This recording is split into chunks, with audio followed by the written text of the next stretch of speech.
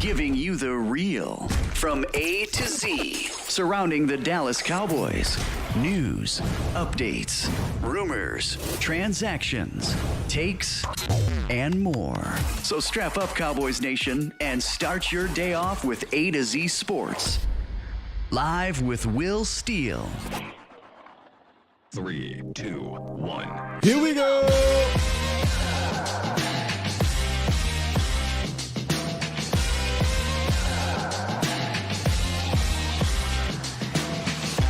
Good morning, good people. Welcome to A to Z Sports live on this wonderful Wednesday. We stream it live on YouTube, and of course, I am your host, Will Skywalker Steele. Boom!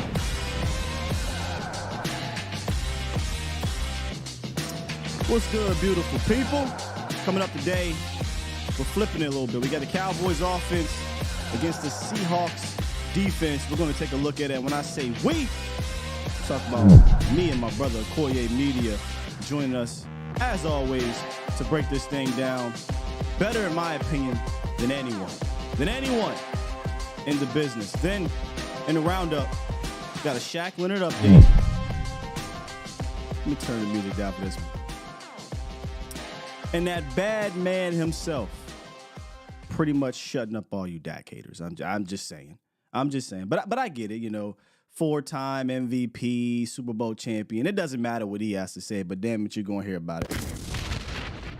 You're going to hear about it, man. You're going to hear about it. We'll talk about it for a little bit, and then we'll get into the matchup of this Cowboys offense against the Seahawks defense. And don't let the raw numbers fool you. Don't let the records fool you. This ain't no for play, you know. And if you just look at the scoreboard of last week, I think you'll miss some of the things that they do well. But that's cool. That's why I got Akoye joining me, man, because he'll sift through all the nonsense and we get down to business when it comes to breaking down these opponents. So make sure y'all stick around for that. What's good with you, Bomb Squad? Bomb Squad! Let's get right into it because we got a lot to break down, and I want to touch on the updates on our guy Shaq Leonard. That's what we're going to do first in the roundup. It's time! It's time! It's time! It's time! It's time! It is time for... It's time for the morning roundup. Round 'em up, boys. The cult leader thing is crazy, by the way, man. I have to update Akoye on that whole situation later, but my man was wilding yesterday. But anyway, Akoye, I got to tell you about it, bro. Per Adam Schefter, ladies and gentlemen, Shaquille Leonard, he came through yesterday, had to visit. The visit went well, according to Shefty and a few others. This is the one, though, that I'm going to touch on a bit here. He says, quote, the health checked out fine. Okay. He was always going to Philadelphia for a visit before making a decision. The hope is a decision will be made over the weekend. The Cowboys play Philly next week, December 10th. It's interesting tug of war at play. So I want to harp a little bit on the health checked out fine, because I think there's conflicting reports going on with Shaq Leonard. You have what Shefty, or not Shefty, I'm sorry, Todd Archer said this. You have what Todd Archer said and a few others that, hey, health checked out, we're good to go. Then I'm hearing some things behind the scenes where the trainers, they have some concerns, but the team doesn't have enough concerns to not want him. So they still want Shaq Leonard and want him pretty bad. But I know the whole mantra of don't let him leave the building was a thing yesterday. We had some fun with it, right? But apparently his camp and him himself was always going to take multiple visits, and it just so happens to be that visit is the Eagles. And I get it, right? The Eagles lost Cunningham. They've been struggling with linebacker play all year. They can probably promise him to start right now, but I can tell you something. The Cowboys, if he was to come here to Dallas, I don't think he'd be a guy that would be sitting the bench anyway. So I think playing time could potentially be equal there. Money, I don't think would be an issue.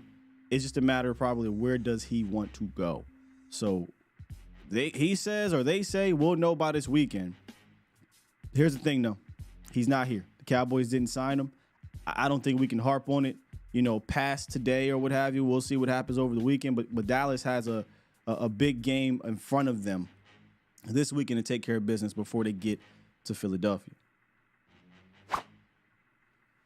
So yesterday, Aaron Rodgers, who's been out all season and has had some time to watch a lot of games, and he talked about on the Pat McAfee show, I don't get a chance really every year to watch football in depth during the season because you're playing, you're prepping. Sometimes you catch a Sunday night game. Sometimes you catch a Monday here and there, Thursday possibly.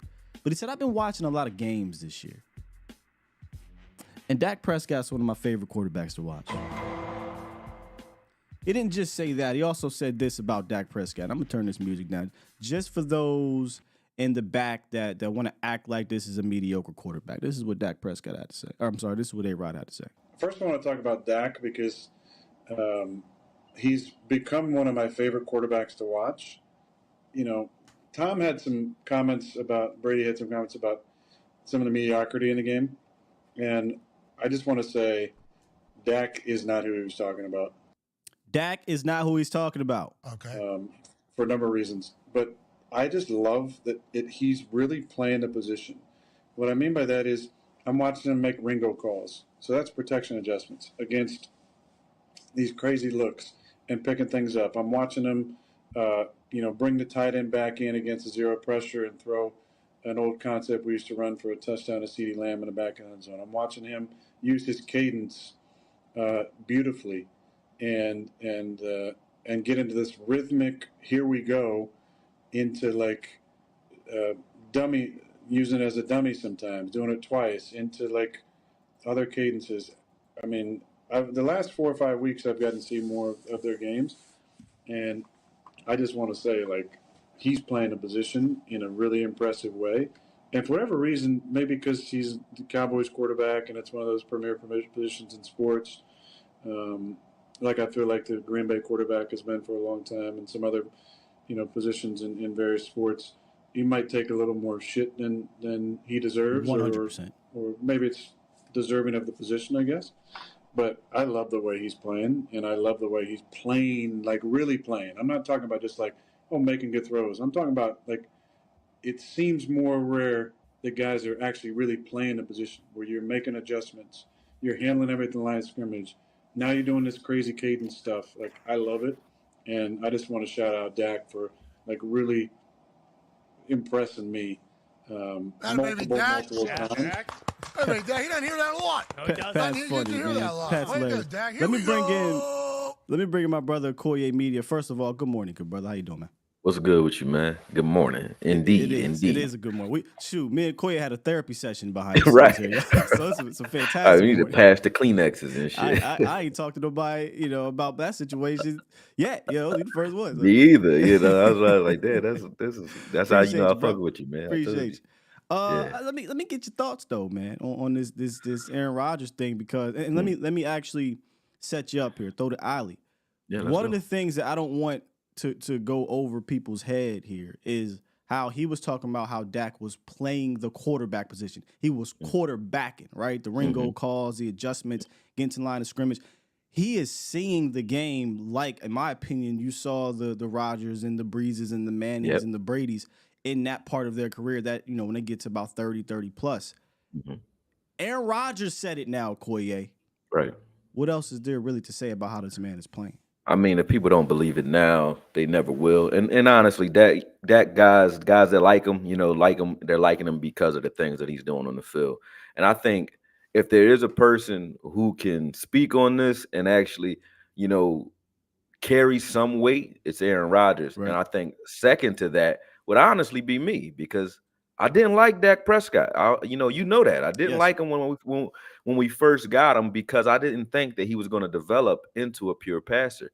And he's developed to a point where he went from being a guy who didn't make the back shoulder throws, didn't make bucket throws over the shoulder, didn't make anticipatory throws, could not, read defenses very well, by his own admission, not me, him, right?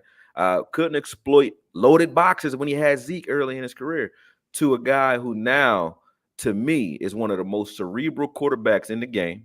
look, his biggest strengths were his yesterday's weaknesses. Yeah. And that shows growth. And that's why I like him so much, because if you can make me turn and look at you on film and just have to eat my words happily, that to me is doing something. And I think that Dak is now starting to get the praise that he deserves for, improving in all the areas that he's attacked in. I thought that, maybe that was a little bit of a ego, maybe a weakness at one point, because I know he's listening to the criticism, like the interceptions last year, and him saying, hey, it won't happen again, so to speak. But, the fact that he looks at what he's weak at, whether it's because you said it or because he observed it himself, and then adjusts, to me, that's all you really ask for in any player, whatever the position. Can you correct the mental mistakes? We know you physically can do the damn thing. That's why you're here in the league. But can you correct the mental mistakes? And Dak has done that, and I would argue he's done it a lot faster than some of the other guys who had the same issues, like a Tony Romo, who was more of a wild card early in his career, and then later you can see he started to, the game started to slow down tremendously for him. Dak's on that same trajectory, and I would say he's further along when it comes to the mental aspects of it, because of the things he does pre-snap and then the adjustments that he's making post-snap. I can go back to that Rams game, man. People don't give him enough credit for the 4 touchdowns he put up in that game, but the Rams had only given up four touchdowns the entire season leading up to that point. And when you watch the coverages that they were running, and me and you was talking about this, like, I don't know what the hell they're doing. Pre-snap, they look like they're doing this. Post-snap, they're doing some shit that, some stuff that most teams aren't even doing. Like, running one guy in man, CDs in man, running through a gauntlet of zone. So he's triple team or double team everywhere he runs on the field. And Dak is recognizing that type of stuff on the spot. He couldn't have recognized it pre-snap because they showed him something else. But post-snap adjustments, along with the stuff that he's doing pre-snap, you don't see a lot of these young quarterbacks doing that, because they're relying on their athleticism.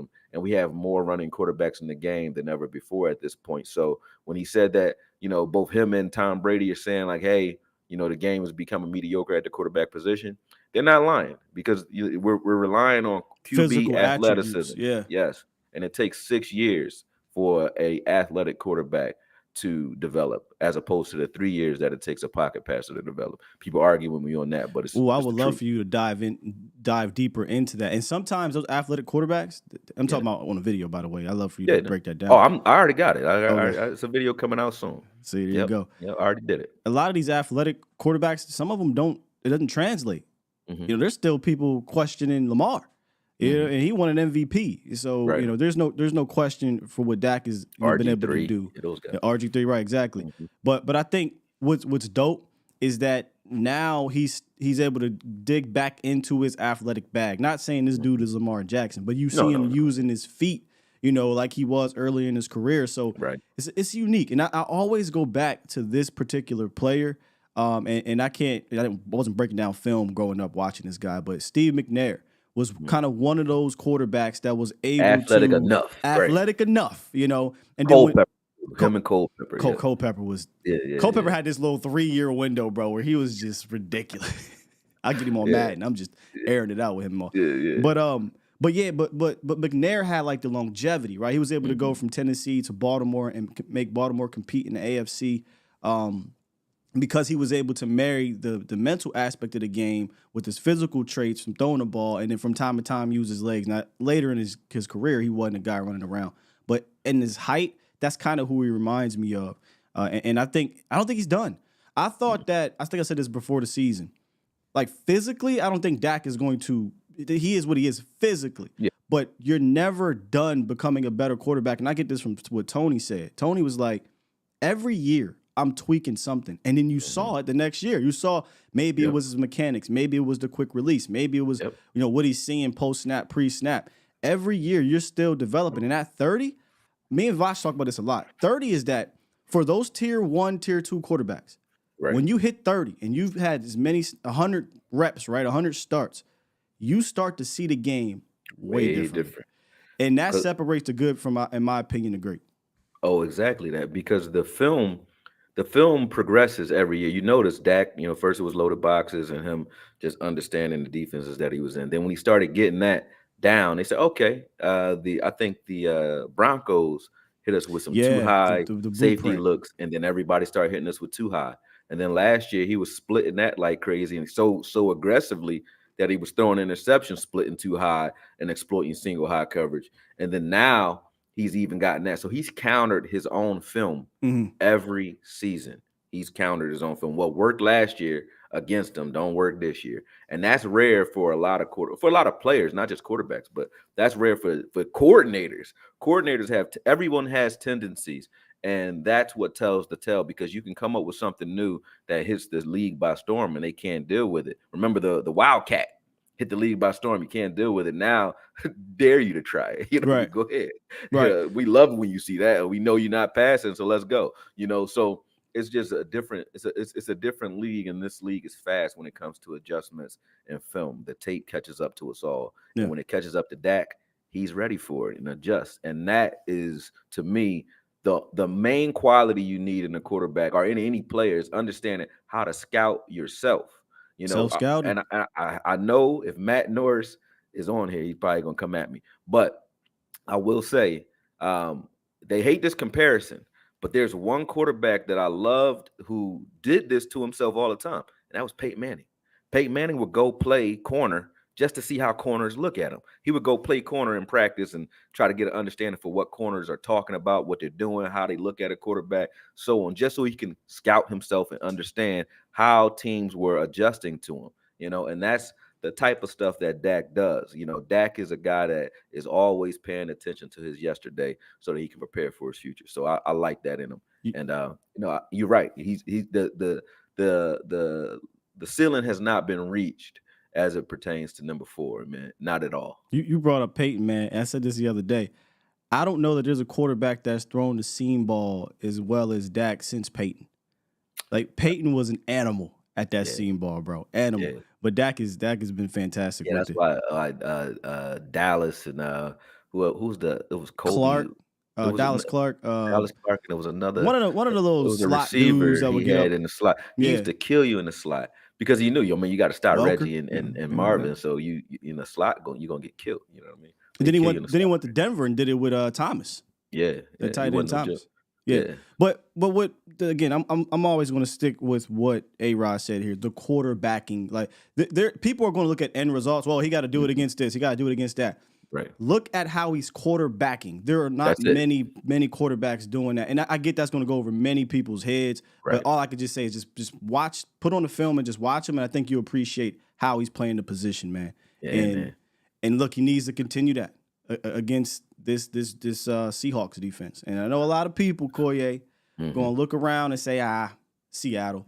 San Fran put up 31. They've had other teams score. Nobody worried about Seattle. That's fine. Like, at the end of the day, I do think the Cowboys go out here and get this dub. But in order to do so, they have to contend with some players on that side of the ball. Akoye, I mean, for before we get into the actual film, let's kind of just talk about some of the players they got over there for a second, man. Let's start with the defensive line. I don't even have the defensive lineman on screen here, but I do want to talk about the defensive line of with J-Ron Reed, Boye Mafe, and Leonard Williams. Yeah. Well, Reed's their run stopper. They use him a lot like Hankins. He's probably like a more developed Mozzie, to be honest, a more athletic one-tech type of guy, because he can get you some stuff upfield too, but he's good at, penetrating and stopping the run. We already know what Williams is. He's a guy that's I got him in the film, you already know, but he's a game record that can definitely change everything for you.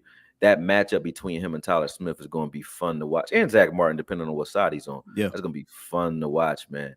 Mafe is an athlete. Yep. He's an athlete. They run him on a lot of stunts. I think we have a good combination of, wisdom and talent on this offensive line. And then with Dak behind that, understanding how to slide protections, recognize what's hot, who the mic is, so on. I think you can mitigate some of the stuff that Mafe likes to do because he's a stunter. You know what I mean? He uses I can't look at one move that he has and says, oh, you got to watch. He has moves on top of moves like Von Miller. He's not that guy. He's an athlete that knows how to find those creases and get to the ball. And I think practicing against a guy like Micah Parsons, who's that plus the moves, I think we can deal with what Mafe has to offer as long as we're on our job. This would be a good test though, Akoye, for Steele, I think, bro. Because last week he didn't really have a speed rusher to go up against that. And then against the Giants, I think it was. I don't think Ojulari was out there, and I just don't view Thibodeau as it's weird. Thibodeau's weird to me. He's not a speed guy. He's not a power guy. Kind of just in the middle of everything. Bruce Smith and straight hand type of guy. I love when you go old school on me. Got athleticism, but fast, but not. Greg Ellis type of guy. You know what I mean? Fast, but not a burner. Got pass rush moves, but not a really weird pass productive. rusher either. Greg Ellis is great. Greg Ellis is a great comp because he's a productive dude. Yeah. But where Mafe is athlete, and we saw what happened last time athlete went against Terrence in Philly, right? And I'm not saying he's going to be that bad, but this is going to be one of those things where let's stack days, right? Let's stack games. And if he can stack a good game against Mafe, and then he had a solid game against the cat in Carolina, was it Brian Burns, who can get after you. Yeah. Then we're going into Philly with that confidence. Or, well, they're coming to Dallas, but we're going to that Philly game with some confidence. But this is a big one, in my opinion, for Terrence Steele. Now, but the same thing with him, though, that'll make you laugh and make you cry, because the athlete, although they can beat him as far as speed and space and pass rushing, right? Where he has help, and what you could do to help him is run to that side, because those pin and pulls and running to the edges against Seattle works. And if you put a body on Mafe early, get him tired, have him dealing with Steele, make him deal with Steele head on, and then those guys pulling as well. I think you can mitigate some of the stuff that he's going to do late in games if you do that. We didn't do enough of that in Philly. I think that's what kind of hurt Terrence at the end of that game, but we need to run to his side a little bit more, especially when you look back at I think he took like 2-3 guys out on one play last week against Carolina. So you got to get him out there, let him get his confidence, let him hit something early. And then, when it's Mafe's turn to hit, hopefully he's still feeling those first couple. You know what I mean? Now if they do block it up, I like the backers that they got. I like Brooks and obviously Bobby Wagner. Yeah. And I'll talk about a little bit more probably after your film, because I'm just curious to see if you noticed some things I saw in that run game. Well, I watched the Niners game, and we were talking about we had watched the Washington game, so we got a couple games we've already seen. Brooks, go ahead. Yeah, no. I like Brooks, and I think Wagner is still phenomenal against the run. But I do think you have to to make him think, man. Sky, you gotta stop doing this shit, man. You on point, man. I knew what you was going. I was hoping you said it, but I was like, I know he's gonna catch it. Yeah, I when got you was some gonna plays. say they're good, I was like, weird though. I got some plays. I'm gonna show a little bit later. You got it. That you be on point, man. You ain't gonna need me on this show next season. No, yes I am. Start doing this shit yourself. You guess right every week, man. No, but because you see different things, and you'll hit me up and say, hey, and I'll go look at it. But anyway, Brooks and Wagner are really good linebackers. I think they pretty much play the responsibilities well in zone. They can be taken advantage of there, but if you don't occupy him, that was the word I put in my notes. I think you got to occupy Bobby Wagner. What I mean by that is send a motion, make him think one way, go the other way, and he still can get rid of linemen. I've seen him do it, so he still can do that. But if you can kind of get a nice little angle or have him thinking, you can have some success. But this is a good unit. Your thoughts? Oh yeah, for sure. I think as far as the run game is concerned, the edges you can pin them inside. They're not there you go, pin. That's the fastest sideline to sideline guys. Brooks is an athlete. Bobby still got the wherewithal to get there, so to speak. But where I've seen them had is on the edges. Like you can pin them inside, and peel back with that tight end and kind of lock them in there and still get some room on the edge, especially on those speed outs and tosses that we do out of even shotgun as well with Tony. You can get on the edges fast, and they got to deal with that. But where they can be had is in pass coverage, man. You catch them in man, either one of them, and you're gonna see that early in the film. Like we catch either one of them, man, you could take advantage of those guys. So that's where I say their linebackers are struggling when it comes to being able to cover the running back out of the backfield or athletic tight ends. So you still will be able to take advantage of those guys in that regard. But I do like their linebacker core as far as the run game is concerned. And then you count Adams. That's crazy. I was about to say you got to put Adams because he's like a linebacker, basically. Yeah, he is really. Yeah. So same thing, man. So I like what Adams does too, but I think the return of Adams actually hurt this team more than it helped. Oh, interesting. And I'm not gonna say it because it's not because of his talent. It's because of the things that they put into the playbook for him kind of changed the communication in the middle of the season. So, when you're not asking a guy to blitz a lot, or you might have Weatherspoon blitzing off the edge rather than having Adams blitz, and now you're saying, hey, Adams, you're going to blitz. You're going to play coverage. Out. Yeah. So you're going to see early the communication is off in a lot of these plays where Adams is actually being aggressive and being a force because they're not used to doing it yet because he wasn't here early. You know what I mean? Yeah. So I think that aspect is interesting. But other than that, I think this defense is, like you said, they're not a lay down. This is not a lay down defense. Well, you gotta pick your spots. Let's get to the strength, in my opinion, what this defense is, and that's their coverage, their defensive backs. Yeah. Look, from the safeties to the corners, I think this is one of the more rock solid units, and it kind of went by me. I didn't even think about it the other day when I was like, man, ain't no secondary. And I was like, okay. When I start studying, I'm like, Witherspoon and Woolen are really good corners. Look, these are really good corners. Woolen doesn't make sense because he's 6'4", and he really shouldn't be, twitchy like that. Yeah. And he has the length, so it's deep balls, he can use the length. And then Witherspoon, that's your boy. I'm gonna let you go in on Witherspoon here in a second. Yeah, he made a play last week, Akoye. I almost pulled this out to show y'all. And if you watch the game, you'll probably remember it. This dude is smart, number one. But he made a play where they were in this zone coverage, and they had it. The San Francisco 49ers had it. Perfect play dialed up. They had Ayuk streaking across the middle of the field. They had, I think it was Debo coming underneath. And what was supposed to happen was Witherspoon was supposed to be taken advantage of because he was going to be worried about Debo. Well, he peeped Ayuk last second, streaking across the middle of the field, peeled off his responsibilities, got his hand out there, didn't even see the ball, hits the ball down, incomplete pass. That's just one of many things that he does really well, and this rookie's killing it, man. But that was your boy. You had a oh yeah, he's the only corner that I broke down out of all college corners, and that's because he was the one that flashed the most off film, and I didn't have time, so I said, hey, Joey Porter's good, but to me, the best corner in the draft and one of the best corners in the game already to me is Weatherspoon. Woo! I think when you look at the big balls on the pup and you see what he's doing as a rookie, as you said, the plays that he makes athletically, you can give that to any rookie because they're using their talent. The plays that he makes with his mind, jumping stuff, doing certain things, the Ed Reed-esque type stuff, even though he's not a safety. But the things that he does with his mind make it so that when he truly understands and the game truly slows down for him, because it's not even slow yet, he's just being instinctive.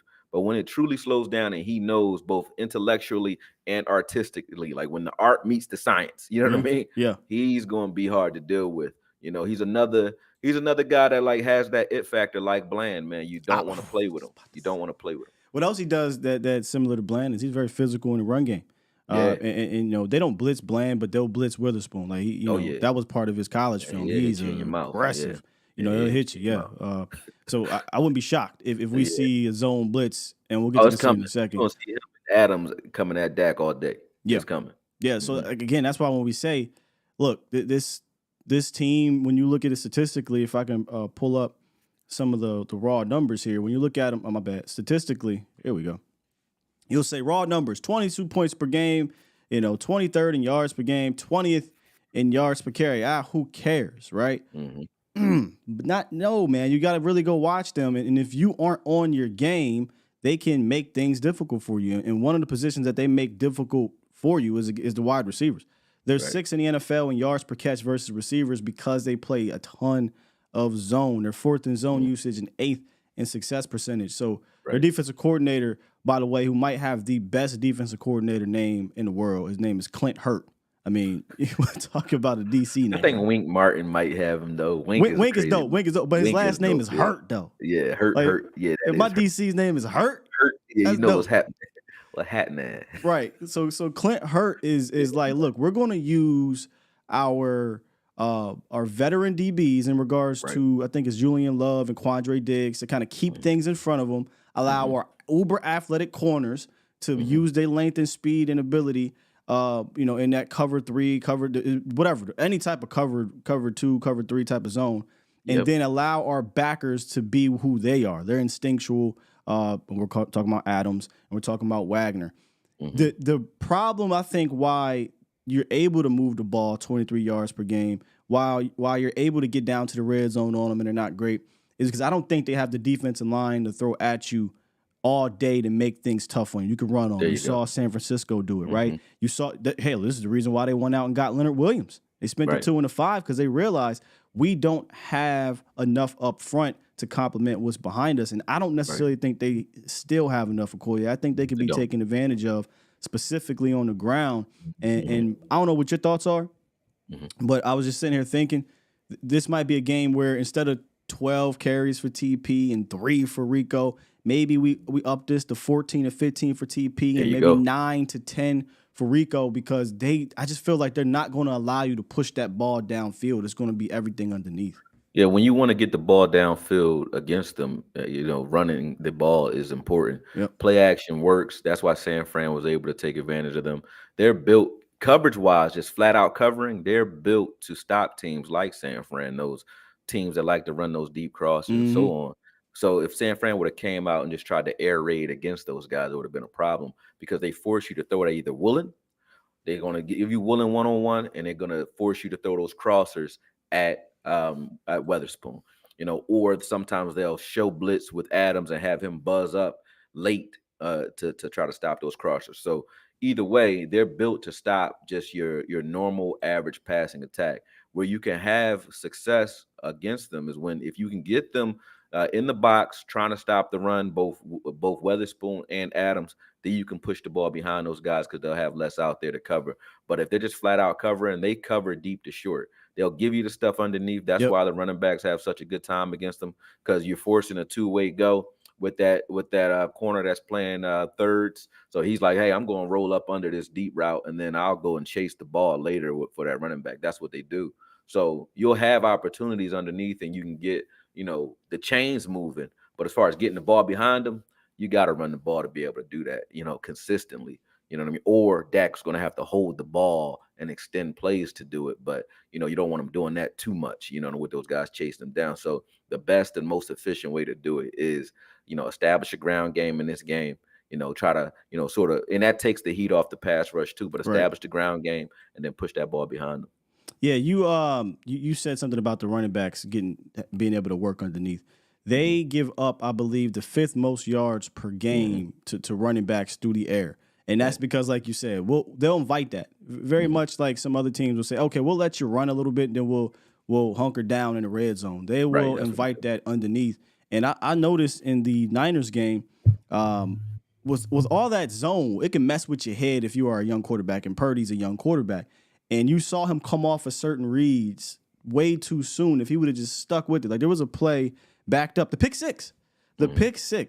He had on the quote unquote strong side. I'm calling it the strong side because it was Ayuk and Debo, and it looked like 2v3 because you had the safety over top, but you had Jamal Adams in the slot on Ayuk. Okay, I don't care if we're in the zone or man. I'm not taking doing this guy. Go ahead. I'm not taking my eyes off of this guy. So you on the money. You on the money. So again, like you said, though, that's actually one of the call outs in this film. That play? Just catching Jamal Adams in the slot. You got to catch him in the slot, the slot, they're in cover 3 immediately, and then you attack the seam and then attack the flats late when you see I'm Jamal attacking Adams. wherever the hell he at. Seam early, flats late is the I don't care if you say, we eyeing the ball. No, you ain't got to eye him down, but you want Jamal to know I'm coming for you, right? I see you out covering. I'm throwing it at you. Right.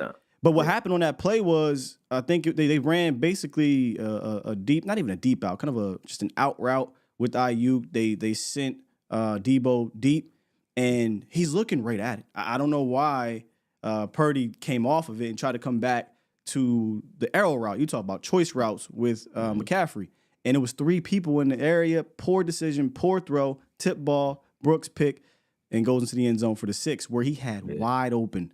I mean, Ayuk might have went for like 60. This is no joke. If he breaks one tackle, he might have been gone. And he just came off of him.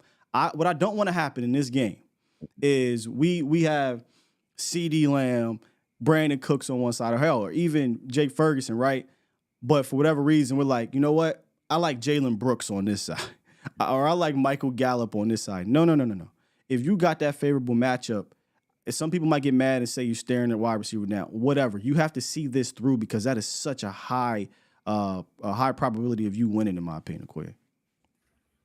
Yep. That's pretty much it right there. Like if you don't attack Jamal Adams in the slot, then you're throwing into the strength of this defense. Yeah. Because when they put Jamal Adams out there in the seam, they usually what happens is you'll see Quandre Diggs. They're kind of sandwiching the seam. They're high-low in the seam. So you'll have a little soft spot behind Adams. He rolls up under it. Then he lets it go and rushes to the flat to try to stop whatever running back is releasing.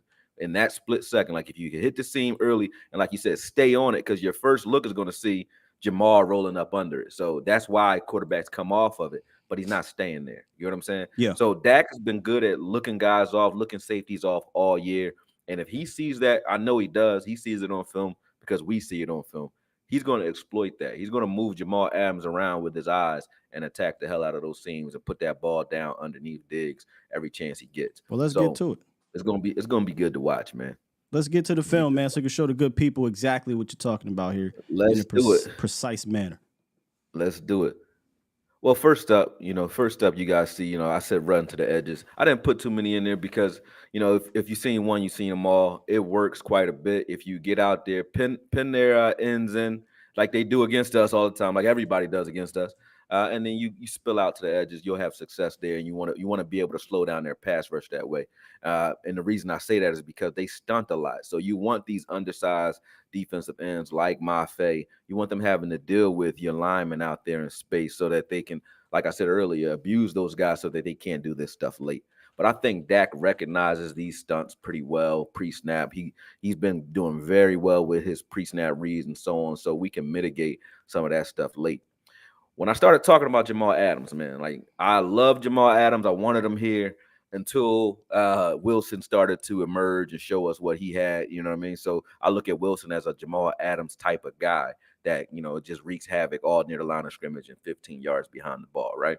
So, but it's a gift and a curse with Jamal Adams because you can see this blitz from the slot, and we were just talking about this. When you see him in the slot, 9 times out of 10, you're going to have something open either behind him, because if he's blitzing, you can throw right at that, or you're going to have big play opportunities due to the communication issues that are caused by him now returning to the lineup or being in the lineup more consistently.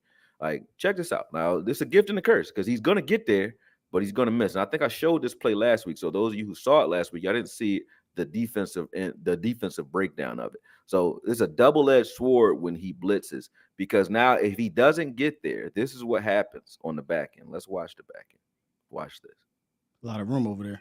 Oh, yeah. Space and opportunity. So you can see everyone's in man, right? So you have the defensive end, and I think this is Brooks. They're both following the running back out of the backfield. So you have that's definitely a miscommunication at the top of the screen where the defensive end and Brooks are both double teaming a running back, which is not what they called. And Quandre Diggs is rushing to the flat to cover this tight end that's releasing in the flat. And then you see McLaurin, who has Weatherspoon on him, is running a post pattern, right? This is what's supposed to happen. But let's look at what actually happens due to miscommunication. Watch this. And if I'm not mistaken, Adams is kind of just getting back into the groove of things. He was injured. Yeah, he was injured for a minute. So, and then he got injured again when he first came back. So, look, both Diggs and Weatherspoon are definitely not communicating because they both let go of McLaurin. So I think that Weatherspoon thought that they were playing inside out. So he thought Diggs was going to take the inside release and carry McLaurin up the field, and Weatherspoon was going to cover the flat. They both jumped flat, and McLaurin is wide the hell open on this play. Wide open. And because the other safety drove on this tight end that was in the middle of the field, there is nothing behind this, right? So either way, this was a touchdown both ways. You have seam early. Remember that pattern. Seam early, flat late. because that's what you see against this team. And on the opposite side of the field, as I told you before, you got both the defensive end and Brooks both widened out, which left this tight end wide open early. Most quarterbacks that play it safe would have put the ball down here with this tight end. I'm glad that Howell didn't do that here. That's why they got a touchdown out of it. But they both double team this running back, which is crazy that they did that, right? And then he's still the guy that scores on this play. It's ridiculous. But they both double team the running back. But you can see here, the miscommunication led to, like I said, if you like Lauryn Hill, miscommunications lead to complications, right? Because McLaurin's wide open and so is Robinson on the edge due to the fact that Howell extended this play and drew the coverage off of Robinson. And that's how they were able to get behind him. So either the threat to run with the quarterback or running with the running back. That's how you get deep plays and big plays on this team. And Dak's been doing that. Yes. You have to get them looking in the backfield. But to showcase Weatherspoon and how smart he is, this is why you can. It's a gift and a curse with him as well. You can trick him with double moves just like you can any good ball hawking corner. But if you throw at him, if you target him all day, he's gonna get his. He jumps everything. So a lot like Trayvon Diggs, he's a guy that will jump anything. He jumping everything he sees. And he gets his hands on the football and has pretty good ball skills. Very physical. Smart guy, aggressive. You can see in this game, and just this game, I only took out 4 plays, I think 3 or 4 plays, but he was making plays all over. You don't have to find him on film. You're gonna ask who 21 is. He's got 14 pass breakups. So yeah, man, like he's jumping everything, and he baits guys into throwing at him because right there you had cushion, it has space, has separation, but he closes so fast that he can make those types of plays. And then if you're running at him, like you're gonna see them like spill out here. If you run at him as a quarterback or as a running back, he's always going after the football. So he's a hell of a playmaker. You got to pay attention to him and account for him because he does stuff like this. And, so you got to watch 21 when he's out there. And they force you to deal with him because they blitz him so much, or they'll leave him in coverages where you're salivating because they're giving you so much space in his area. They're like, hey, throw it over here or throw it at Woolen, because they know both those guys are playmakers and they're both sturdy when it comes to coverage. So you're going to have your hands full there. They help everyone else, and they kind of leave those guys alone. Here you'll see they disguise the blitz pretty well. They disguise the blitz well, but when they do, if you catch Jamal Adams off the ball, he's probably in coverage, right? And if he's in coverage, that's the area you want to attack, because not that he can't make a play in space, but that's just not his strength.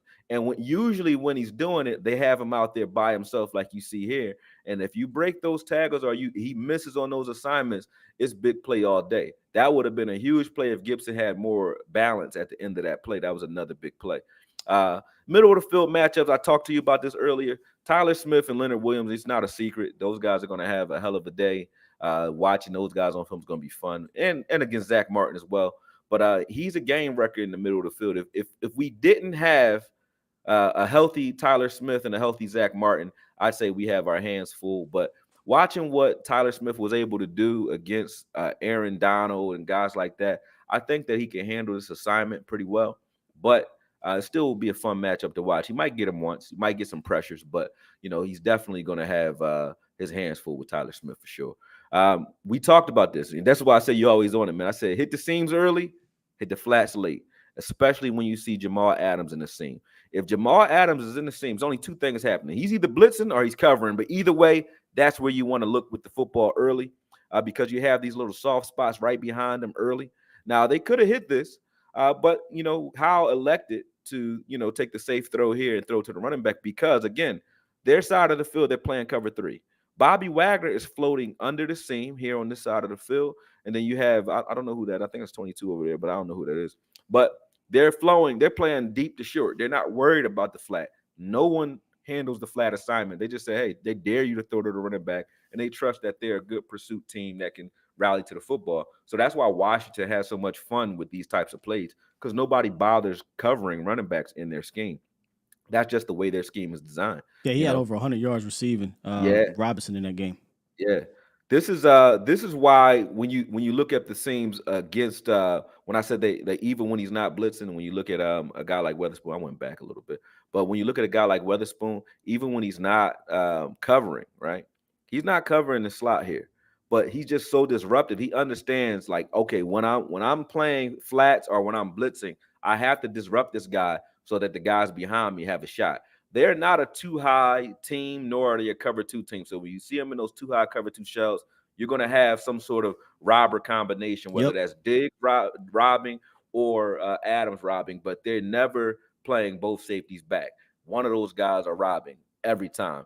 And you can tell that Weatherspoon, excuse me, I need some water, but you can tell that Weatherspoon is aware of that because of the disruption that he causes immediately. What they're trying to do is hit this deep crosser across the field early, and Weatherspoon knows that. So he does a great job of helping his guys out by rerouting this aggressively. Boom. He's not covering him at all. He hit him on purpose just to reroute him. He knocks this guy down, and you can see the play that's developing there. So those guys that are on the bottom of the screen are running a double post, right, to pull those safeties deep and create a soft spot right behind that. But the timing of this play is dead because of Weatherspoon, and he's playing spy. Like, he's rushing the quarterback. But because of what he did, this play was disrupted. But again, extending those plays and threatening to run, you have an opportunity to get big plays. And all of the big plays against Seattle in this game came due to Howell being able to do just this, right? Extend the play and be able to throw behind that. So you're either play actioning or you're rolling a quarterback out to get deep plays and big plays against this team, because that's when the integrity of this defense is challenged. And there's one other area that they have issues in. OG Bobby and Brooks, like I said, they stopped the run very well. You can see Bobby meet the guard right here in the gap, boom, push him out, and then make the tackle. Like, he's good at that. You know, you run in between the trenches, you're gonna have a long day, but they can be had, both of them, in coverage. This is a good arrow route here by Robinson, widens out Brooks, and then just goes for it, boom. And Bobby, pursues and makes this tackle. But you can see this was not a fluke. They were doing this to these guys all day. They isolated Bobby here. We saw this play last week as well.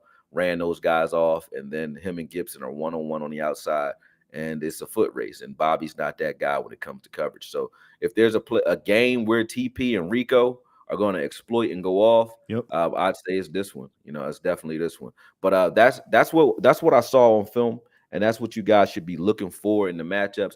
If Dak can exploit his ability to see some of the pre-snap stuff and make you expose your blitz, he can exploit some of these looks that they're giving you. And if they also are using the short game, whether they're showing it and throwing it, using that to throw deep, or running the ball to create play action, you'll see depending on how the Cowboys decide to use their running backs in the pass game, is going to create plays for this offense. So that's where you should be looking. And when you start seeing a success, or if you want to see if there's a success on the Seattle end of it, if you see them able to stop those running backs flat and not give up the deep stuff, then that would be a win for them, because they're giving you usually one or the other. Fire in the chat for Akoye's phenomenal breakdown, man. Great stuff, bro. Appreciate you, man. That really opened my eyes up even more to the running back aspect. I want to pick that back up with what you said, because we haven't really been using our backs in that manner for real. But you'll see us do like a zone, or you see us do like a screen from time to time. We'll hit Rico with a screen. But man, and I was going to start off this whole thing, this matchup, right, where I was going to say this could be a matchup of cat and mouse, right, chess between McCarthy and Clint Hurt and Pete Carroll, because this could be one of those games where we really get another chance to see McCarthy's acumen, switching it up. Because I don't know that you're going to be able to run out some of the same things you did against the Giants, or you did against even Philly, because I think their zone coverage is worse than this team. That's just a bad secondary. This isn't a bad secondary. So how do you adapt to that? We're seeing it on film. Even if you go look at the Niners game, you talk about an arrow route. It's so funny because I didn't even realize he got beat that bad, Bobby did, in that game by Robinson. He also got beat by McCaffrey on an arrow route. And as good as Bobby is, that's just not really. They're changing direction. Him and Brooks, they're not. They can't. They're not do that nimble now. like that. Yeah, they ain't turning and running with guys. And we like had an arrow route, which was a shock because we don't really run them much. I think we did it last week with TP. He kind of goes out the backfield, has a choice, cuts it in, and Dak actually hits him. If they're able to combine that with some deeper routes to push that zone or stretch that zone horizontally, either way, man, there might be some room for one of those guys. You remember that big play that TP had in the Rams game? I think it was Rams game or Was it the Rams game, right? Chargers. You talking about the 60-yarder? Chargers game. Yeah. Yeah, 60. I look at the blue and gold, but yeah, it was a 60-yarder on that one. That's what I'm talking about. Like those are the opportunities that you have in this game. But the difference between that game and this one is it can't just be something that you're doing like as an escape route or as a check down. Right. Your check down is the down. Like you should be looking for that early because that's where you can hurt this team. Koya, you know what I was just thinking about? A game plan that it might not be a bad idea to go back into that bag. The Jets. Oh, yeah. If you remember the Jets game plan, you could tell we deliberately were targeting Tony Pollard and Rico out the backfield as a part and of we our would counter offense. that. When you try to take it away, Yeah. that's when we started hitting the seams with seam CD. routes. You had some design routes like CD was targeted like crazy in the game. We didn't even have Cooks, but you saw them kind of taking out the one play where it was like a deep out for CD where you had Jalen Tolbert taking out hit that man in that coverage. Yeah. I feel like that could be a game because this is another look at me defense, right? Vision defense, eyes on the quarterback. They run a similar defense. Very similar. San Fran, and when you look at the defensive tree, that tree that came from Dan Quinn in Seattle has spawned San Fran's defense, has spawned the Jets defense. They run a similar scheme to Seattle now as well. So when you're looking at the way we exploited the Jets and the way we should attack San Fran, they have some different, calls and different looks. They have different force players, of course, but their shell is pretty much cover 3, cover 1 type of shell. Yep. Some just play man more than others, depending on their staff or depending on their personnel. Funny, Quan just brought up a name that I was about to bring up, Jake Ferguson. I have in my notes, if I see Fergie on Jamal, I'm attacking. I'm attacking. I think Ferguson, because Ferguson, he's had big plays, big catches lately, but he hasn't had the 4 reception, 7 reception game in a few games because he hasn't needed to, right? Like they haven't needed Jake Ferguson to go off in that manner. But Dak loves to hit those seam routes. But I'm gonna say this though. I would be careful with the honey hole shots unless it's like what Howe did, where Howe was using his legs. Now that linebacker or that corner has to step up, and now boom, it's wide open in the back. Just be wary if you're going to try to hit that honey hole. That and Tariq Witherspoon is athletic enough, long enough, fast enough to cover ground if he needs to and get some things. So. I think it's going to be a chess game, a cat and mouse game between Ford, an AD coordinator, and McCarthy, an AD coordinator. Well, here's the thing, right? When Dak has time, because he's such a he uses his eyes so well. Vision defenses, I'm making this statement just off of what I've watched, but it's going to have to prove itself to be true time and time again because this is just this season I've been paying attention to it. But vision defenses that give the athlete our athletic quarterback or the gunslinger problems, Dak does a little better against. Like when you look at the Jets game, you could say the 49ers game was total opposite. But when you look at the Jets game, they played more man on us, and it caught us by surprise. Plus right. The game plan was different. The Niners switched it up. They didn't play a lot of zone, but the Jets did play a lot of zone. And Dak he's done a lot better with those zone teams because he understands what they're looking at. He's like, they're watching my eyes, so I'm going to give them something to look at. So you don't be surprised if Dak does a lot better in the air against those guys this week than other teams may have as far as targeting receivers because of his ability to look guys off. He does it deliberately, and just like Aaron Rodgers said, it's not like you can practice against that a lot because there's not a lot of quarterbacks doing it. So they haven't seen a guy that does that often this season. So Dak may have a lot more success in the air deep to those wide receivers than we're giving him credit for. But this should be the safe approach. Yeah, This could lie in either on the both ends of the spectrum or in the middle of Jets and Panthers, where both of those defenses to me play their coverages very well. Dak ate up the Jets. Whereas in the Panthers game, I thought it wasn't. Yeah, well, he did enough. He did what he had to do, but they were just not. They were dead set. You're not beating us deep. It's not happening. Take underneath. We kept trying to beat them deep, being a bit stubborn in that situation. So it might fall in the middle of that. I think the difference is I don't believe there's a Brian Burns. I don't believe there's and I like Leonard Williams, but forget it. The whole Jets defensive line is ridiculous. But I don't think you have that with this team, and you said it. If Dak gets time, he'll make something happen. And here's the beautiful thing. If it's not there, and I've seen it on film a lot against the Niners, they cover it well initially. And you saw it against the Washington football people. They'll cover it well initially. But Dak will make something happen with his legs. And Purdy wasn't, Howell was. I think Dak will make something happen in those off-script plays. Oh, 100%. 100%. It's that time, ladies and gentlemen. Hashtag Ask Akoye. Before I get to one of your questions, somebody had asked in the chat, mouse in the house. I don't know if you know what that means, but it's basically the weakness. Who you picking on? Okay, who I we remember picking on? Larry Bird used to say that. Yeah, that's what. So my man Jesse Holly, you know, he's an NCAA champ, played for the Tar Heels, right? We got a segment on the pregame show called Mouse in the House because it's a basketball term. So who's the mouse in the house? TC asked me, and I think it's Jamal Adams. I think if you can get him in coverage, I would target him in coverage. But they don't really play a whole lot of man to say one particular guy. So it's really Jamal Adams, and if you can, you're going to catch him in man coverage maybe once or twice in the game. You just got to recognize it when you see it and take your shots, and then hit those shots when you do.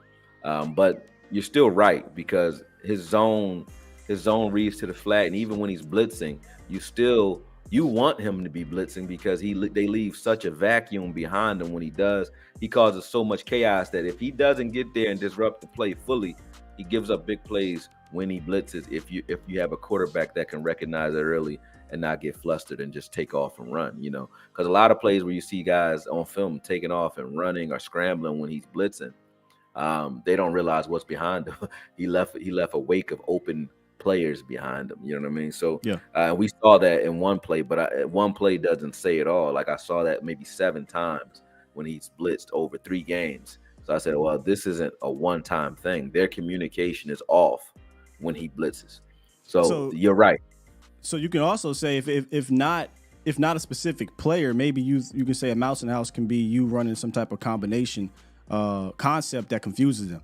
And I think we've done a hell of a job lately doing that. I've fallen in love with our concepts. I couldn't say that last year on a consistent basis. I think on a consistent basis this year, we're doing things to put these zone coverages in a bind, man. Yeah. And I get this is probably granted the numbers aren't outrageous, but I think this is going to be one of the better zone defenses you've seen. Philly is just not good in my opinion. Yeah. The Panthers were good. Panthers played their zone coverage and they mixed it up very well. I don't know if the Seahawks play it as well as the Panthers, but they have the dudes. That's the difference. Like they got better players. So if you can trip them up with your concepts, I 100% think there can be some big plays that can be had, but it's tough to trip them up. It's tough. Yeah, that's true. Hashtag Akoye for those who don't know. If you put hashtag Akoye in the chat, ask a question, we'll get the question on air. On the other side, real quick, we ain't going to break down the offense or whatever, but if there was a mouse in the house on that side of the ball, we always talk about the offensive line, but I'm going to keep it a bean with you. I think Geno Smith has regressed back down to a bridge quarterback status, not that $100 million man status. The film catches up to us all. Look, bro, that magic ain't there no more. So for me, I'm saying, hey, Geno, let's see if you can reach back in the 2022 bag and beat me with your arm and your eyes. And it's so funny. You brought up teams don't practice against a quarterback like that. Geno ain't that type of quarterback, man. Right. He ain't that type of quarterback. Right. So for me, I'm putting the heat on Geno Smith. He seems to be to sit in that pocket sometimes. He got sneaky wheels, but he'll sit in that pocket sometimes and he'll give you some opportunities. Well, what's happened to Geno is what happens to every quarterback, but you have to think about like the learning curve, right? You have a athlete quarterback that sat down, and then now last year he got back in as a starter, and the film had either dried up or it's new because he's on a new team doing something different. So no one knows what he's doing last year. This year, if you don't scout yourself as a player, this year, defenses know what he liked to do last year. So when I take that away from you, do you have a counter? And both Geno and Hurts is having issues with teams countering what they liked last year. So they're both looking different than they did last season. They both looked great last season. And this season, you can see they're getting hit in the mouth. You know what I mean? Even though Hurts is still figuring out ways to win. We ain't going to talk about that right now. But Geno is having trouble due to that. And I think that, like you said, if you said there is a mouse in the house on the offense, I think like you said, it would be Geno against this defensive line. All of them. You know what I mean? Yeah, all of them. Yeah, another nugget offensively, and I'll get into some more of this tomorrow on the Game Day Morning Show. Potentially, Kenneth Walker might be out. He's still dealing with the oblique. Apparently, it's not getting better. He missed practice yesterday, missed practice Monday. If he didn't practice today, I don't really see him playing. That's huge, Akoye, because Kenneth Walker, he a problem. Yeah, he's explosive. He's explosive. We got a couple ask Akoye. Dang, where the one goes? Here we go. Nope, not that one. Damn, I had a good one. There you go, man. Bear with me, okay, there it is. J Money. Ask Akoye, you think we see Izzy to match up with DK Metcalf sometimes? I think Izzy he's put himself in a doghouse where, for whatever reason, I don't think it's a physical thing or ability thing. I think for whatever reason, they don't want to play him. And it's not because he can't play. I think he's done something where he's lost favor in this coaching staff. Because there's no other excuse for him never getting on the field in any rotational capacity. So I don't think you'll see it. Would a better question would be, would that be a good idea? Oh yeah, that would be a great idea. But I don't think you'll see that. I think what you'll see is either them use Bland as a guy that they have jump into the slot when you see DK in there, or they'll do it by committee and help J. Lou out when he's actually up against them. But I don't think you're going to see Izzy a hell of a lot. They had used Wanye Thomas a lot more in coverage, and they put him in the nickel. He's done some nickel things, yeah. Times. So you may see that. I would say you would see that more likely than you would see Izzy. Yeah, I agree. I don't. There's nothing to lead us to believe that Israel McQuamu's going to see the field in that capacity unless it's a blowout or special teams. But they'll probably have him active. But you can count on your core four guys at cornerback this game, and then you'll see some safeties, probably mix in there, like you said, with some bracket coverage or whatever. But you gotta be careful.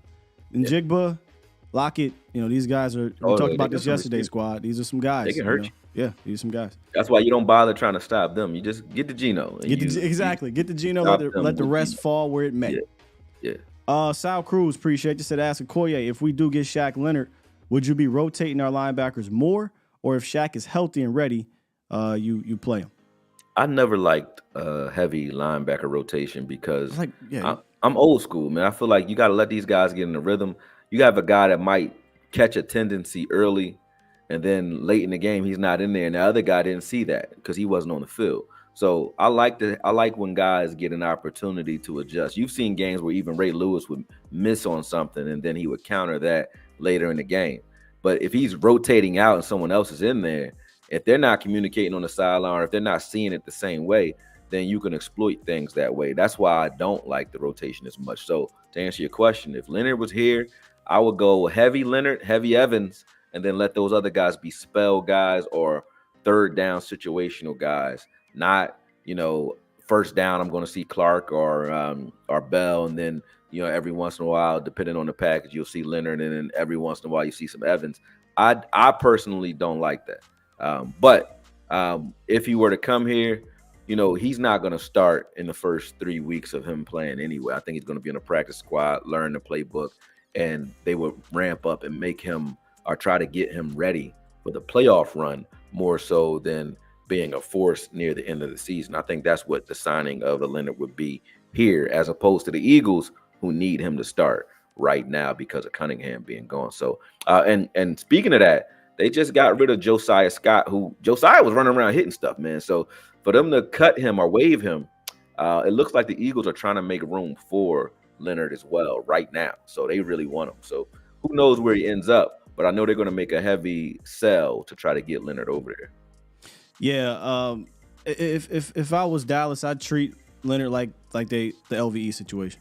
Like, he's your new LVE. And I'm not saying he's going to play like LVE, but he's your new LVE. He doesn't come off the field much. And the difference is, I think you can use him on the edge better than you did with LVE. Like, when Shaq Leonard was rushing the passer, he's getting like 12 sacks in a 2-year span. Like, he can get after the quarterback. I wouldn't necessarily say I want him, covering guys all crazy, but that's where, to me, Marquise Bell comes in. Marquise Bell has been phenomenal, bro. I'm not trying to take him off. And when I say take him off the field, I'm not trying to completely say, oh, you're back to the bench. Oh, No, never he that. needs Your to be a third part. downs, I think he should be out there. Any past moments, Yeah, it's yeah. him. It's him. Past personnel, you throw him out there. Yeah, You're so exactly for me it go Shaq, and then you decide what you do with Bell and Clark, like you were doing when LVE was here. It was Bell and Clark kind of in and out.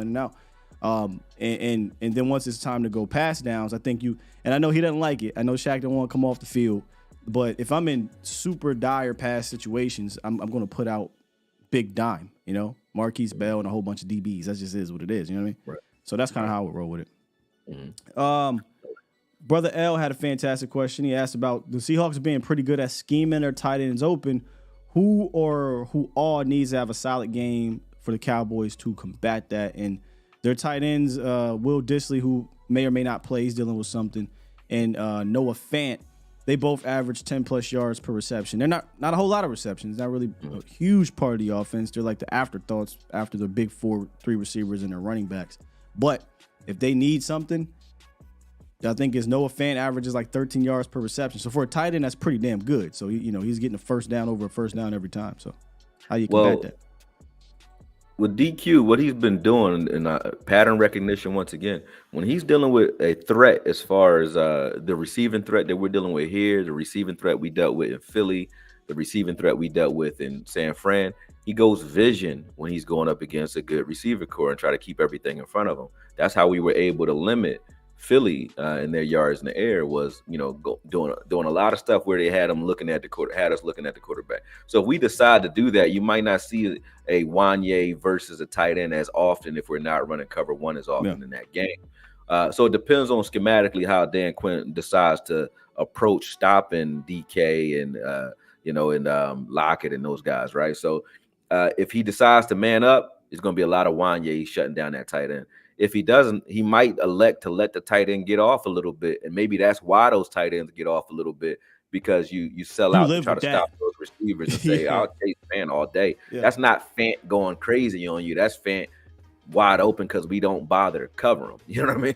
So it depends on what Dan Quinn decides to roll out this game, and he could do either or because we have the personnel to do both. We're an okay zone team. Got two more, and we'll wrap it up for you. Toxic Tom asked about, here it is, Abe Lucas. So Abe Lucas is their right tackle. He's returning.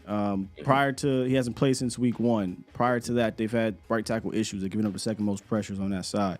He says, how do you see Abe Lucas with D-Law and Micah? Do you see Seattle helping him with the tight end?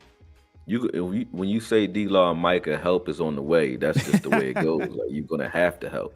Yeah, so of course they're going to help him. But I also like pressuring anybody. It doesn't matter if it's Lane Johnson. If I see there's an injury to any lineman, I love D-Law attacking early, Micah attacking them late, because I feel like D-Law, you can't play Osa, D-Law, Chauncey, Mozzie, or Hankins and not feel it. Like, those guys are all physical. They make you feel it. And I want D-Law against anybody that's coming off of an injury, because I feel like, you're going to tweak something again if D-Law has anything to do with that. You know what I mean? How do you not help with Micah? Yeah, you're going to have to help with Micah. That's like, help is on the way. But D-Law is like, it don't matter if you help, because he going to put a hole in you anyway. You saw the sack that he got. Like I said, the sack he got last week, he wasn't even trying to get a sack. He was just doing a wedge on a stunt for Osa and just knocked 56 out the way and went and got his sack. So D-Law is a guy that I want hitting anybody that has an injury or has trouble. Just let him hit him. Not a great game for this young man to come back for his first game since this week ain't 1. the assignment you want. Not it. They be like, what's D-Law pass rush move? He ain't got one. Run through your face. Right. And then as soon as you think, all right, cool, I got my set right, 1, 2, 3. They send a damn loop. Stunt, and next then you got to thing do with Parsons. Like, Parsons is running down. So you got to be able to think and be physical. And Parsons is physical too. So you got to be able to think and be physical, which is why, teams just elect say, hey, man, we're just going to hold on every play and hopefully only call 3 of them. That's what happens. 2 holdings in 11 games is madness. He gets held twice a game minimum. And you got 2 in 11 games. You get held so much that if you called all the holds against him, the game would be 5 hours long. Yeah, it's crazy, man. It's crazy. And I don't want to hear I think it was Slade. Well, if we call holding on every play, you know what? You're right. And they probably should if it's that egregious. Yeah, Slade, the Eagles have been getting away with a lot of crazy. We can go in on that one. craziness over it, but I ain't gonna speak on it. I know. Right. I got a super chat that came in, so let me get this in, and then I got one more. It's a boxing question, so we're gonna roll out with the boxing question. Cool. Appreciate you. You can't even hear it, but Glenn, shouts out to our guy Glenn. He dropped 5 and he said, "Is it me or is the run scheme now more diverse with pitch tosses, pin pulls to Pollard versus simple A gap handoffs? It ain't you, Glenn. You see it, yeah. This is the issue we've been asking for I don't know how long." And I wonder, and I don't know if it's a coincidence, I tweeted about this, Akoye. They got back their run game coordinator, Jeff Blasco, and next thing you know, we're seeing more zone, which is in favor of the running back. Because I was like, why aren't they doing things that because they are had good for nobody in running that backs? room to tell you what to do with that person now. You probably have Mike Solari trying to do running back things, and he's a line coach. And then we got the pitch tosses back. So, no, it ain't you, Glenn. I'd imagine you on the same page, Akoye. Yeah, same thing. Getting Tony out on the edges has worked. Getting Tony in situations where he can put his foot in the ground. And then part of it is getting healthy at the right time and playing on turf for Tony too. Yeah. Because there's something that's just to be said about the way we look on grass. Both Tony and Still coming off those wheel injuries on grass this year. Just watch them and watch how they're planting in grass. Both the Eagles game and San Fran game were in grass. And they look totally different as far as their bursts and everything when it comes to games where they're playing in grass. But when they're on turf, both Still and Tony are putting that leg in the ground. And Tony, I think, is now at a point where that injury, the jitters from the injury may be behind him because he's looking like himself. Because he never was a bruiser, but, he could break tackles. And yes, he wasn't doing that early in the year. Yeah, he is. Let me ask you if this is because look, you're intelligent man. I kept looking at it like I don't think Tony was getting a lot of runway to utilize that speed to break tackles. What made him break tackles is because I don't care how little you are. If you have a head start, physics takes over. Your one arm can't take somebody down that's running 20 miles per hour. No. And if you go look at the run on grass, by the way, against the Panthers, where they toss it back and he gets a running head start downhill, he ran through 5 dudes. Those toss dives, those toss. Yeah, shouts out to Shanahan because he kind of brought that really for keeping the bean. It's my guy Mike McDaniels. But anyway, shouts out to McDaniels for bringing that to the league. Now the Cowboys are, Cowboys still in that. We still in the pop motion. I like what we're doing with still in these plays. But yeah, man. So if you get Tony moving, I think he can break those tackles. But if you're asking Tony to do a gap scheme where it's like, hey, this is designed to go down the A gap, don't look in the C gap, don't look outside, run behind 73, and we're not pulling well, we're not getting movement, he gonna look like, oh, he lost his burst. I don't think he lost burst. I think he lost the run. Wait for the gap and it's not coming. But there were times where Tony just wasn't hitting that edge the same way. Like us, that San Fran game again. San Fran game, yeah. Yeah, he's not hitting just not accelerating through it the way he usually does. And now he is. But again, in those games, we lost our run game coordinator in the first game of the season. I think he didn't even get a chance to coach it. Week 1, he was gone. So it looks different now as well. So since he's been back, the run game has improved, and you've seen Rico, who was not a non-factor, start becoming that factor that we want him to become as well. So I think that the run game is definitely different. You're right. You were right about that. Looks different, man. Last one, and this is a boxing one. Shouts out to Sir Lawrence. He asked Akoye, Joe Frazier or George Foreman? How can you ask that? George Foreman already answered that with his fist. He lifted that man off the ground with a body shot.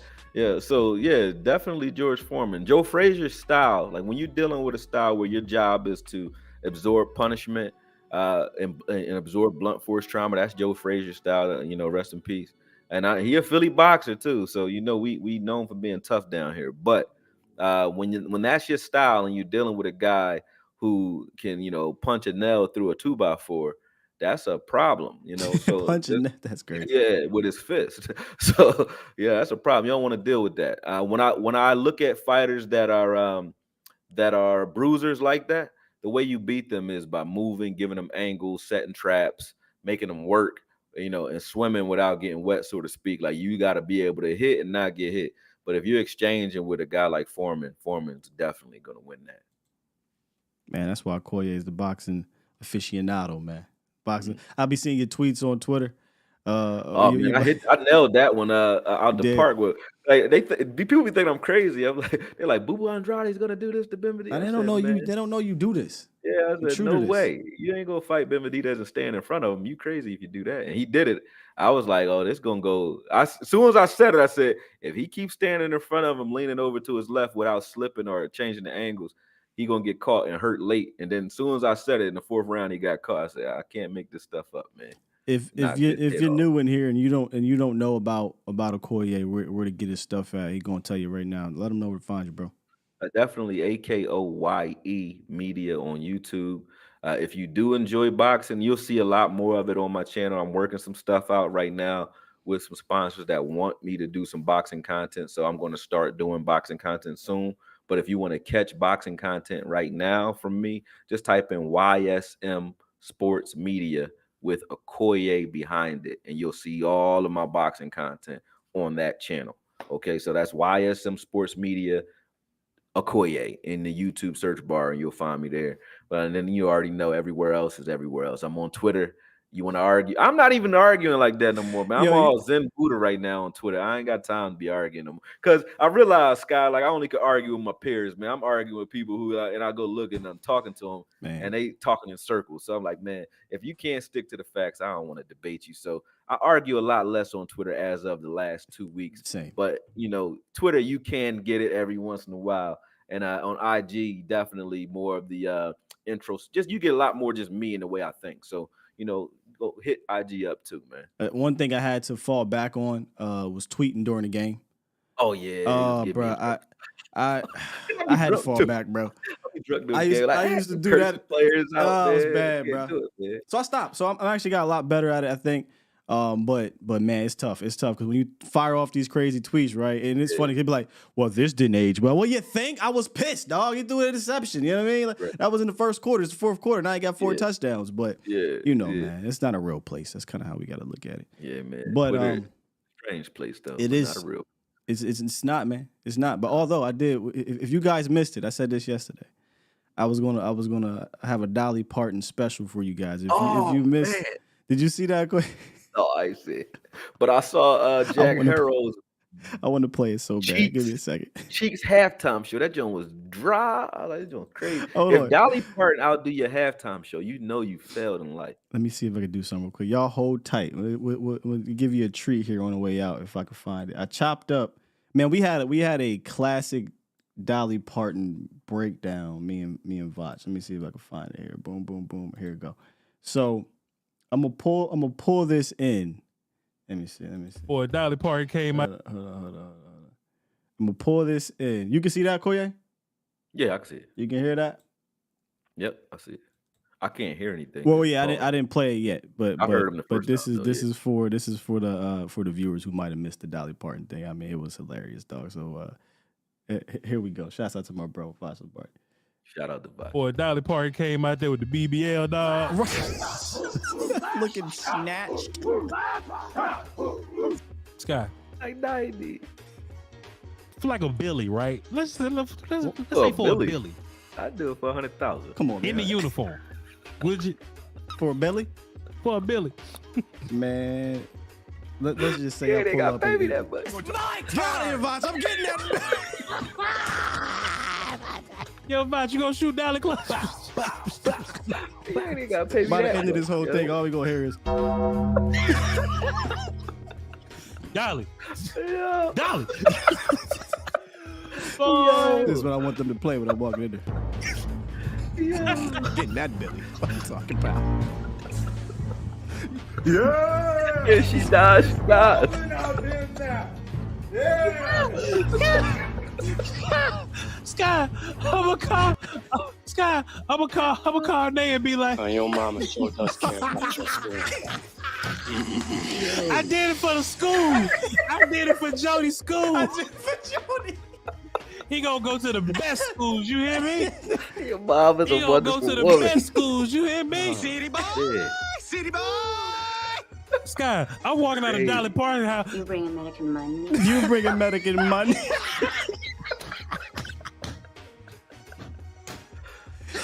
Heaven on earth massage parlor, please. Heaven on earth. Heaven on earth. Nay and Shelly gonna have to understand, my boy. They're gonna have to understand. They're gonna have to understand. A Billy A Billy. We gonna be in the suite tomorrow. A million, bro. Boy, Dolly gonna get a good nap. You hear me? Dolly gonna get a good nap. You hear me? A long nap. It's gonna be a long kiss goodnight. It's over. Oh, we had some fun, man. With that said, only thing left to do. Push the goddamn button. Press the button, man. Press the button. I'll see y'all later on the Vox Nobody Live show. Appreciate you, bro, for coming through, man. As always, I get with you. We'll be rapping tomorrow. You know, during the games, we always see. I don't tweet during the games. I tweet y'all. I mean, I'll hit y'all up. I almost said something. I'll hit y'all up in the chats and whatnot. Yeah. We out here though. Love y'all to death. See y'all tomorrow. Peace.